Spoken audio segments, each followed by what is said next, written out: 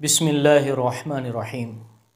ناظرین محترم، انگریزی کا ایک محاورہ ہے، prevention is better than cure, یعنی احتیاط اور پرہیز علاج سے بہتر ہے۔ کسی شاعر نے پروانے کی جان بچانے کے لیے حکمت عملی اور احتیاطی تدبیر بیان کرتے ہوئے یوں کہا کہ مگس کو باغ میں نہ جانے دو کہ ناحق خون پروانے کا ہوگا۔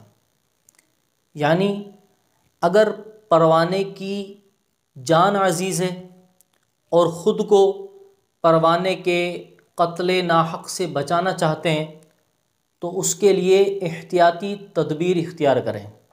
وہ احتیاطی تدبیر کیا ہے؟ وہ تدبیر یہ ہے کہ مگس کو باغ میں نہ جانے دو۔ مگس شہد کی مکھی کو کہتے ہیں، تو مراد یہ ہے مگس کو باغ میں نہ گھسنے دو، کیونکہ جب وہ باغ میں جائے گی تو وہاں کے پھولوں، پھلوں، پتوں، کلیوں کا رس چوسے گی اور پھر وہاں سے اپنے چھتے پر آ کر وہ رس اگل دے گی۔ اس رس کا شہد بھی بنے گا اور موم بھی بنے گا۔ پھر وہ موم شمع کی شکل میں جلے گا اور شمع پر پروانہ لپکے گا۔ یوں پروانہ اس کی لو اور تپش میں جل کر فنا ہو جائے گا۔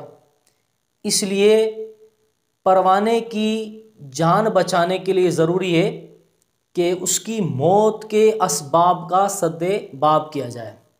تو شاعر نے اپنے اس شعر میں برائی اور شر سے بچنے کی احتیاطی تدبیر بیان کی اور بڑا حکیمانہ طریقہ بیان کر دیا کہ برائی میں مبتلا ہونے کے بعد اور اس کے مہلک اثرات ظاہر ہونے کے بعد آہو فوگاں کرنے اور رونے دھونے سے بہتر یہ ہے کہ پیش بندی کر لی جائے۔ یہ حکمت عملی ہمیں اسلامی احکامات میں بھی جگہ بجگہ نظر آتی ہے، چونکہ اللہ تبارک و تعالی انسان کا بھی خالق ہے اور انسان کی فطرت کا بھی خالق ہے۔ اللہ تبارک و تعالی انسان کی قوت اور کمزوری، انسان کی خوبی اور خامی اور انسان کی صلاحیت اور استعداد کو بخوبی جانتا ہے، تو اس لیے اس کے ہاں بھی اس طرح کی حکمت عملی انتہائی پسندیدہ ہے کہ انسان برائی سے بچنے کے لیے اس کے اسباب کا سد باب کرے، اس کی وجوہات کی پہلے سے ہی روک تھام کر لے۔ چنانچہ اللہ تبارک و تعالی نے جب بے حیائی کے کاموں سے روکنے کے لیے حکم ارشاد فرمانا چاہا تو یہ نہیں فرمایا کہ بے حیائی کے کام نہ کرو، بلکہ فرمایا وَلَا تَقْرَبُوا الْفَوَاحِشَ مَا ظَهَرَ مِنْهَا وَمَا بَطَنَ، کہ بے حیائی کے کاموں کے قریب مت جاؤ، خواہ وہ ظاہر ہوں یا چھپے ہوئے ہوں، یعنی قریب ہی نہ جاؤ، کیونکہ جب بندہ برائی کے قریب جائے گا تو اس کا برائی سے بچنا انتہائی مشکل ہو جائے گا۔ آپ ذرا اپنے معاشرے کا جائزہ لے لیں۔ جو لوگ جرائم میں اور گناہوں میں مبتلا ہیں وہ ابتداءً جرم کے ارتکاب کے لیے نہیں گئے تھے، وہ صرف دیکھنے کے لیے گئے تھے کہ لوگ آخر کیوں ان جرائم میں مبتلا ہیں، آخر ان میں ایسی کیا کشش ہے۔ لیکن جب وہ وہاں گئے تو انہیں اندازہ ہوا کہ وہ اس بند گلی میں آ چکے ہیں کہ جس کی واپسی کا رستہ بند ہے، اور وہ یوں اس گناہ یا جرم کے عادی ہو گئے اور اپنی زندگی تباہ و برباد کر بیٹھے۔ ناظرین محترم، آج ہمارا میڈیا جو مناظر دکھا رہا ہے، افسوس کے ساتھ کہنا پڑتا ہے کہ اس میں طلاق کی ٹیوشن دی جا رہی ہے اور اس میں بے حیائی کی راہیں دکھائی جا رہی ہیں، کس طرح سے ناجائز دوستی اور محبت کرنی ہوتی ہے اس کے رستے دکھائے جا رہے ہیں۔ تو ناظرین محترم، جب تک برائی کی راہوں کو بند نہیں کیا جائے گا، اس کے اسباب کا سد باب نہیں ہوگا اور اس کی وجوہات کی روک تھام نہیں ہوگی، تو برائی سے بچنا ناممکن نہ صحیح لیکن مشکل ترین ضرور ہے۔ اسی طرح کی حکمت عملی پر مبنی اللہ تبارک و تعالیٰ کا ایک اور فرمان سنتے ہیں۔